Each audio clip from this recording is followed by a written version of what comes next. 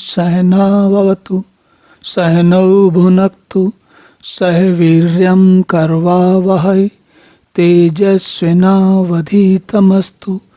मा विद्विषावहै। ओम शांति शांति शांति। हरि ओम। भगवान अब आगे कहते हैं, संतुष्टः सततम योगी यतात्मा दृढ़ निश्चया मयि अर्पित मनोबुद्धि यह मद भक्ता स मे प्रिया। देखिए, पिछले बार भगवान बता रहे थे कि जो सब में समभाव रखता है, सब में मैत्री रखता है, सब में करुणा रखता है, सब में निर्मम भाव रखता है और जो निरंतर संतुष्ट है, मन यतात्मा दृढ़ निश्चय, जो मन अपने जिसकी आत्मा दृढ़ निश्चय के साथ अपने इंद्रियों शरीर को मन को वश में करते हुए मुझ में दृढ़ निश्चय रखता है, जो इसका सारा ध्यान देखिए, दृढ़ निश्चय का अर्थ होता है, विशेष यहाँ पर अर्थ है, दृढ़ निश्चय का अर्थ है कि आपका निश्चय बार बार भटकता नहीं है और मुझ में अर्पण किए हुए मन बुद्धि वाला। तो भगवान यहाँ जरा थोड़ा ध्यान देते हैं, ये बात क्यों कही जा रही है कि मुझ में दृढ़ निश्चय वाला है। ये बात संभवतः आज के समय में बहुत महत्वपूर्ण हो सकती है।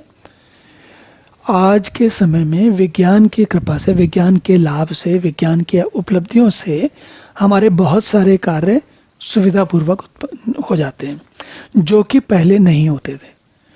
तो उन सुविधाओं की और उन सुविधाओं की जो संख्या है वो बढ़ती जाती है। अब सुविधाओं की संख्या बढ़ती जाती है और हमारा जीवन अधिक से अधिक हमारे नियंत्रण में आता जाता है।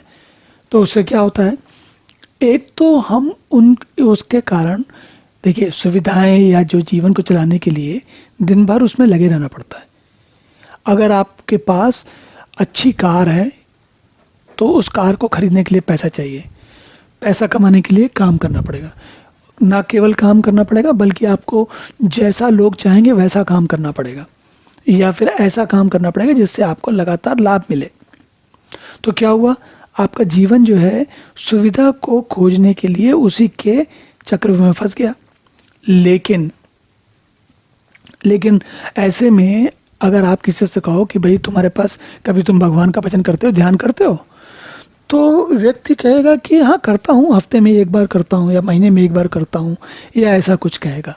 या ऐसे भी लोग हो सकते हैं जो रोज करते हो, ऐसा कोई आवश्यक नहीं कि महीने में एक बार करेगा कि नहीं करेगा रोज। लेकिन क्यों नहीं करते वो? क्योंकि उनको लगता है कि पता नहीं भगवान है भी कि नहीं है। तो यहाँ पर ये समस्या, बड़ा मूलभूत प्रश्न खड़ा हो जाता है कि भगवान है भी कि नहीं है। अगर भगवान है ही नहीं तो हम बेकार में कहाँ धक्का खाएं। इससे तो अच्छा है कि हम अपना कमाएं और खाएं पिएं और सुख साधनों को ढूंढें। तो दृढ़ निश्चय की समस्या यहाँ पर है। हमको अगर ये मन में लगे, यही प्रश्न हमारे मन में मूलभूत उठता रहे कि पता नहीं भगवान है, होते भी हैं कि नहीं होते हैं, तो फिर तुम्हारा निश्चय दृढ़ नहीं है। और जब निश्चय दृढ़ नहीं है तो फिर साधना दृढ़ नहीं है, और जब साधना दृढ़ नहीं है तो कोई सवाल ही नहीं उठता आगे। तो भगवान क्या कह रहे हैं, जो मुझ में दृढ़ निश्चय वाला है, जो मुझ में मन बुद्धि वाला है, वैसा भक्त मुझे प्रिय है। और ये बात तो आप समझ ही सकते हैं भाई, जिसको जो मेहनत करेगा, जो साधना करेगा, जो प्रयास करेगा, भगवान उसी को मिलेंगे।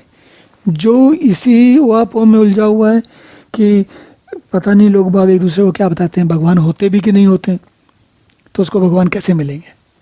चलिए अब अगला श्लोक देखते हैं। ओम पूर्णमदः पूर्णमिदं पूर्णात् पूर्णमुदच्यते पूर्णस्य पूर्णमादाय पूर्णमेवावशिष्यते। ओम शांति शांति शांति।